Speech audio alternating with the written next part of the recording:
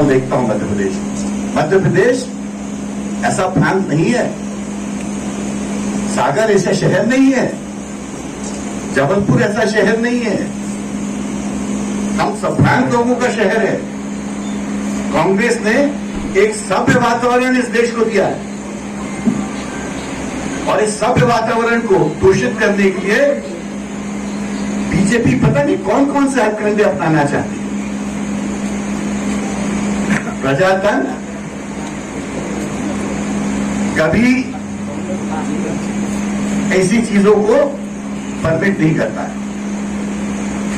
मुझे तो बहुत खुशी है कि एक बहुत सभ्य परिवार की सभ्य महिला आपके मेयर के रूप में चुनाव लड़ रही है और ऐसे लोगों को तो मैं प्रजातंत्र में इनवाइट करता हूं। मेरा झगड़ा ये है कि मैं गुंडागर्दी को बर्दाश्त नहीं करता हूं। अगर आप कानून में विश्वास रखते हो तो वहां गुंडागर्दी नहीं हो सकती है। तो मैं तो एक सब परिवार की सब महिला जो महापौर बनना चाहती है और जो आपकी हालत मैंने देखी, स्मार्ट सिटी के नाम पे यहां लूट हुई है। किसको सागर की फिक्र है? तालाब के नाम पे पता नहीं कितनी खुदाई और सौंदर्यीकरण में खर्च हो गया। हमको बताया गया ऐसा कुछ वहां देखने से समझ नहीं आता है। पूरे सड़कों की बदहाली है। जो एक नए वातावरण होना चाहिए, युवाओं को एम्प्लॉयमेंट का एक नया वातावरण मिलना चाहिए। आपके इंडस्ट्रियल एरिया बंद पड़े हैं, आपके पास रहेगा क्या है? अरे अब यहां पर चंद लोगों के आलीशान घर और आलीशान व्यवसाय। मैं इन बातों का ना तो पहले प्रशंसक था ना आज होऊंगा। मैं पॉलिटिक्स में, राजनीति में कोई कॉम्प्रोमाइज करने नहीं आया हूं। मैं पॉलिटिक्स और राजनीति में उन लोगों से लड़ने को तैयार हूं, मैंने ऐसे लड़ना मतलब कानूनी ढंग से, जो प्रदेश का या समाज का वातावरण प्रदूषित कर रहे हैं। महिला सामने आई है, पहले से भी आप समाज सेवा से जुड़ी थी। एक नया वातावरण सागर में निर्मित होगा इनके जीत से। सभ्य समाज फिर से सामने आएगा। नए हरि सिंह गौर पैदा होंगे इसके बाद फिर से सागर में। जो विश्वविद्यालय आपको भूला गया था 5 साल पहले कि राज्य स्तरीय विश्वविद्यालय आएगा, शायद वो आ जाए, क्योंकि शिवराज जी शायद 5 साल से बोल गए। उनके 20,000 वादों में से एक वादा वो भी है शायद। तो मैं तो चाहता हूं कि सागर का कोई नया रूप, एक नया स्वरूप मिले और सागर को उस स्तर पे हम फिर से ले जाएं जो हरि सिंह गौर के स्तर का। कुछ जिलों में हो रहा है जिसके बारे में मैं कमलनाथ जी से जाके चर्चा करूंगा। जैसे सागर है, सागर में हो रहा है, मगर जबलपुर में तो नहीं हो रहा है, मध्य प्रदेश में तो नहीं हो रहा है। वहां तो कांग्रेस का परचम लहरा रहा है। ग्रामीण क्षेत्रों में हमारे कैंडिडेट खूब जीत रहे हैं। ग्रामीण क्षेत्र फर्स्ट फेज में कांग्रेस को बहुत अच्छी विक्ट्रीज मिली है। तो जिन क्षेत्रों में हम लोगों को प्रजातंत्र खतरे में दिख रहा है, मैं कमलनाथ जी से डिस्कस करके यहाँ के लिए एक अलग से रणनीति बनवाऊंगा। मुख्यमंत्री जी की बातों पे तरस आता है। एक तो उनको ये नहीं पता कि उनके स्टेट के पास पैसा ही नहीं है, तो देंगे क्या? वो तो खुद कर्जदार हैं। कर्ज से तो स्टेट चल रहा है। 1,000-2,000 करोड़ रुपए, पता नहीं कितने करोड़ रुपए हर साल बोरो करते हैं, उससे तो तनख्वाह बढ़ती। तो वो सागर को क्या देंगे? अरे सागर को हम लोग देंगे, प्राइवेट सेक्टर जब लेके आएंगे, हम इन्वेस्टमेंट लेके आएंगे सागर में। वो क्या लाएंगे? आप देखना जबलपुर में जब कांग्रेस का आएगा, किस प्रकार से हम लोग इन्वेस्टमेंट वहां लेके आएंगे। अब देश का, विश्व का परिदृश्य बदल चुका है। सरकारें इन्वेस्टमेंट नहीं कर पाती अब आपको तो प्राइवेट सेक्टर को, मजबूत प्राइवेट सेक्टर को लाके इन्वेस्टमेंट कराना पड़ेगा। दूसरी बात, मुख्यमंत्री जी ये भूल रहे हैं कि 15 महीने की मुख्यमंत्री है। 2023 में चुनाव है, उसके बाद एक नया मुख्यमंत्री मध्य प्रदेश को मिलेगा और वो कांग्रेस का मिलेगा। और तीसरी बात, ये पैसा जो होता है ये किसी का पर्सनल खैरात नहीं होती है। ये फाइनेंस कमीशन और तमाम कमीशन और कॉन्स्टिट्यूशनल स्कीम में ये पैसा बकाया बांटा जाता है। और ऐसा कोई मुख्यमंत्री नहीं कर सकता कि मैं सागर को नहीं दूंगा, मैं जबलपुर को नहीं दूंगा, मैं नागपुर को नहीं दूंगा। ऐसा उनके हाथ में नहीं है। और ऐसा करने की कोशिश करेंगे तो हम उनको न्यायपालिका के सामने खड़ा नहीं कर सकते। तो वे भाजपा में जाएंगे। उन पे प्रेशर है, उनके लोगों को झूठे मुकदमों में मेरे अकॉर्डिंग बंद रखा गया है। और मैं उनसे एक दिन बात भी करूंगा, पता नहीं वो कहाँ है इस वक्त। मैं उनसे एक दिन बात करूंगा और अगर जरूरत समझेंगे तो वो चाहेंगे तो मैं सर्वोच्च न्यायालय में उनके तरफ से मुकदमा डाल के पूरी बातों का खुलासा कर दूंगा। कांग्रेस उस घटना को उतने ही दम से निंदा करती जितने दम से कोई और करता है। ऐसे लोगों को तो जीने का भी हक नहीं है जो इस प्रकार की बातें करते हैं। और कांग्रेस या कोई भी पार्टी या कोई भी सभ्य समाज का आदमी कभी ऐसी घटना को निंदा के अलावा कुछ नहीं करेगा। सर आपने ये वो सपना देखे, मेरे को कोई दिक्कत नहीं है। सागर की जनता जवाब देगी कि कांग्रेस बचेगी कि भाजपा बचेगी। मुझे तो अब ये डर लग रहा है कि मध्य प्रदेश भाजपा मुक्त मध्य प्रदेश ना हो जाए, जिस प्रकार से ग्रामीण क्षेत्र में कांग्रेस का परचम लहरा रहा है। भूपेंद्र सिंह जी को बता दीजिएगा। मैंने 10 करोड़ रुपए का केस भूपेंद्र सिंह, शिवराज सिंह और वीडी शर्मा पे लगा दिया है और वो मैं वापस नहीं करने वाला हूं। एक क्रिमिनल केस लगाया है और एक सिविल केस लगाया है। और उनको पता है कि वो जो बोल रहे हैं वो झूठ बोल रहे हैं, क्योंकि ऐसा मैंने कभी कहा नहीं था ना। मैंने कभी, मैं तो ओबीसी का वकील हूं। मेरी 15वीं सरकार की वो ऑर्डिनेंस के अगेंस्ट थी और इनकी गलतियों से सुप्रीम कोर्ट इन पे भड़क पड़ा और वो मेरे पे डालने की कोशिश कर रहे थे, क्योंकि ये गलत बोल रहे थे, साफ गलत था। तो मैंने प्रूफ के साथ सिविल सूट फाइल किया है जिसमें 10 करोड़ रुपए मैं मुआवजा इनसे क्लेम कर रहा हूं और एक अलग से क्रिमिनल केस फाइल किया है जिसमें तीनों का प्रूफ बनाया है। और ये दोनों केस मैं विड्रॉ नहीं करने वाला हूं।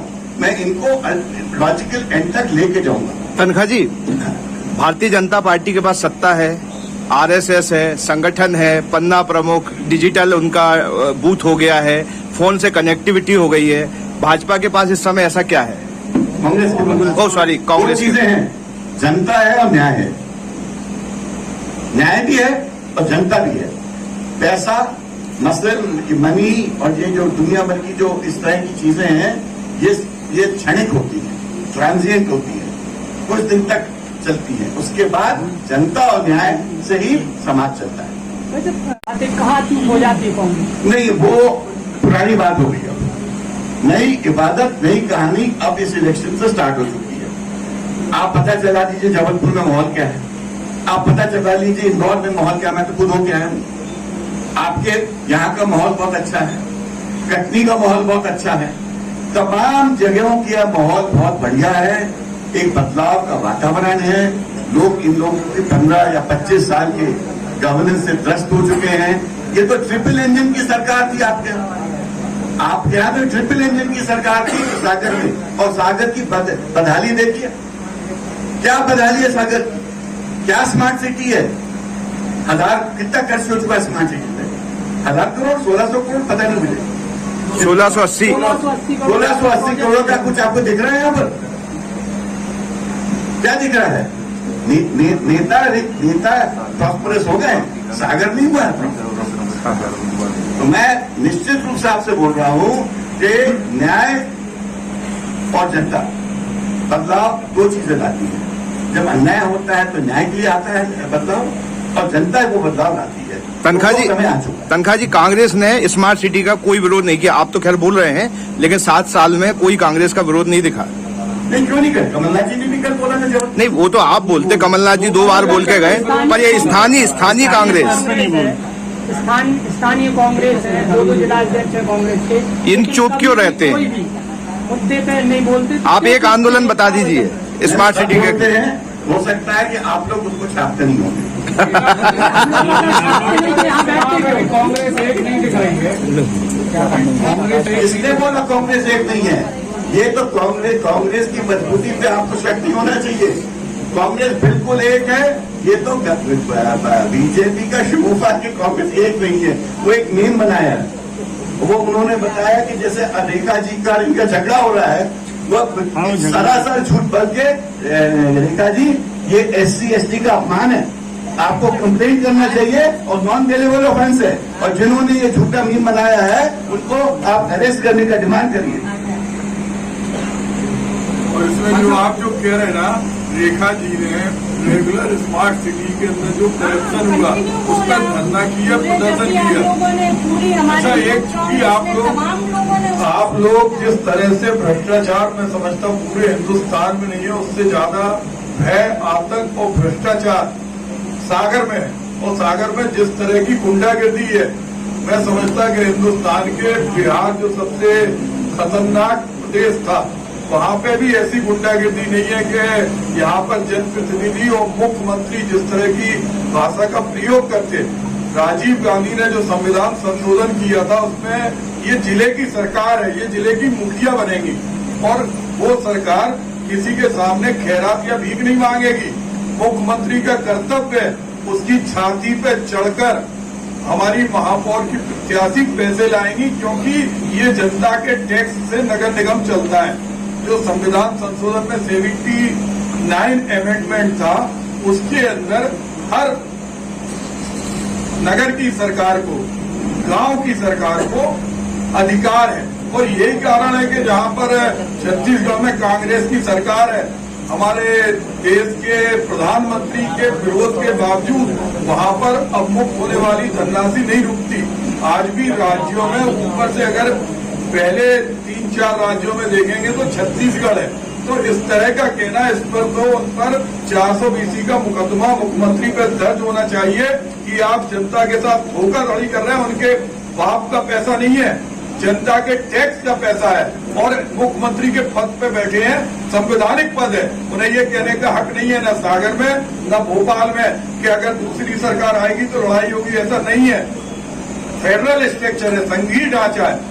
संघीय ढांचे में एक दल की सरकार के लिए संविधान में व्यवस्था नहीं है। और सागर की जो स्थिति है करप्शन की, मैं समझता हूँ अगर मुख्यमंत्री का दामन पाक साफ है तो इस पर श्वेत पत्र जारी करें। पिछले सालों से जो नगर निगम है, कल हम कम से कम 5-6 वार्डों में गए, रोड नहीं है, पानी नहीं है, टॉयलेट नहीं है, कोई चार्टर नहीं है। कितने दिन चक्कर काटे आदमी, कोई मतलब नहीं। उन्होंने कहा फलाने मंत्री, उनकी संपत्ति कितनी बढ़ गई, उसकी जांच होना चाहिए। मुख्यमंत्री ये जो भाषण दे रहे हैं, उन्हें ये चाहिए कि वो बताएं कि उनके दल में आने के पहले जो विधायक मंत्री बने उनकी संपत्ति कौन से अलादीन के चिराग से बन गई। ये जनता के विकास का पैसा। और जो निधि जी है, आप जानते हैं कि इनके पास एक विजन है और ये विजन आपको सागर में दिखाई देगी। आप लोगों का आशीर्वाद रहेगा और इसमें सबसे बड़ा हम आपसे एक आग्रह जरूर करेंगे कि आपके सहयोग के बिना कोई भी इस तरह की सरकार का परिवर्तन जिले की नहीं हो सकता।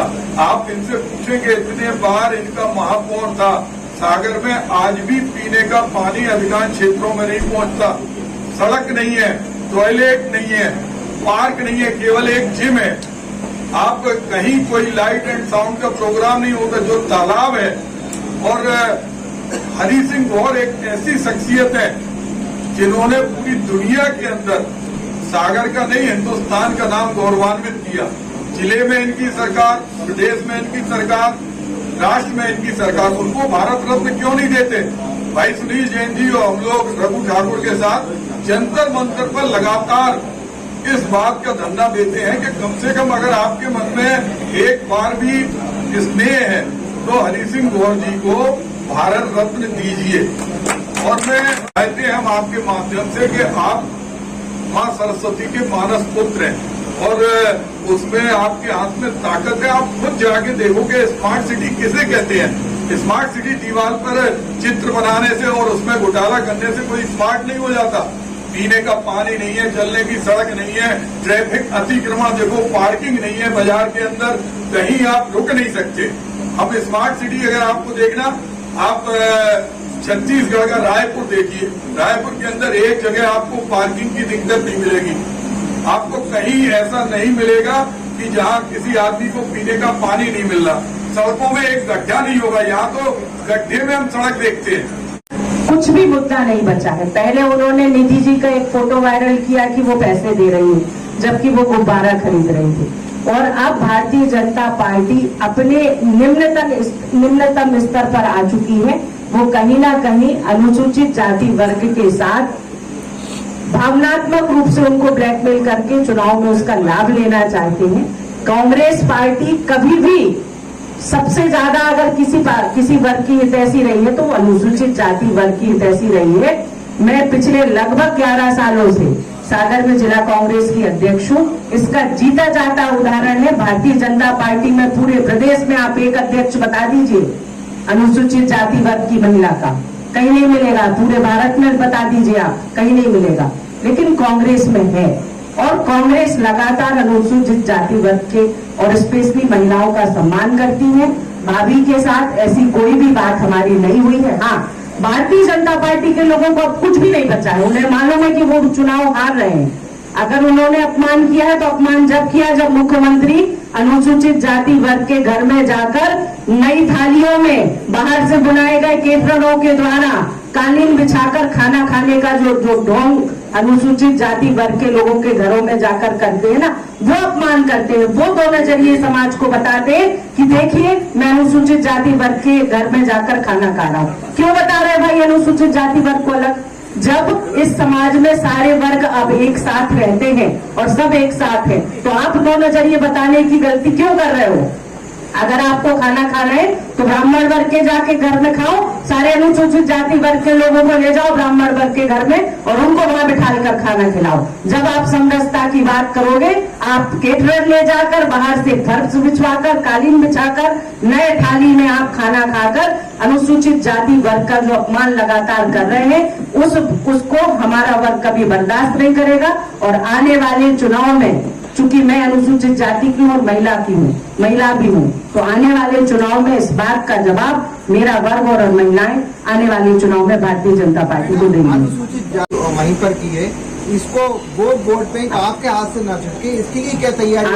आप इसी बात से समझ लीजिए ना कि आपने खुद कहा कि सारा टेंशन वहाँ है, क्योंकि उनको पता है ये बात कि एससी का वोटर जो है इस बार कांग्रेस पूरा का पूरा एससी, वैसे अधिकतम एससी कांग्रेस को वोट करता है, लेकिन इस बार अनुसूचित जाति वर्ग का वोटर कांग्रेस को पूरे तरीके से वोट करने के लिए मन बना चुका है। इसलिए सारा शहर छोड़कर वो अनुसूचित जाति वर्ग के बीच में जा रहे हैं, वहाँ सभाएं कर रहे हैं, वहाँ अपने धरने पर वो मीटिंग्स कर रहे हैं और वहाँ खाना खाने का ढोंग कर रहे हैं। पूरा वर्ग कांग्रेस के साथ था और इस बार और मजबूती के साथ कांग्रेस के साथ रहेगा। और जिन्होंने ये मीम वायरल की है, रजनीश जैन, नवीन भट्ट और तमाम ऐसे लोग, उनके ऊपर आज हम एफआईआर दर्ज कराएंगे और उनके ऊपर पूरी कानूनी कार्रवाई आज हम कराएंगे। एक सवाल और है कि एक नगर निगम को भ्रष्टाचार का पर्याय माना जाता है। आप ये बताइए जनता को कि भ्रष्टाचार के मामले में आपका क्या पक्ष रहेगा?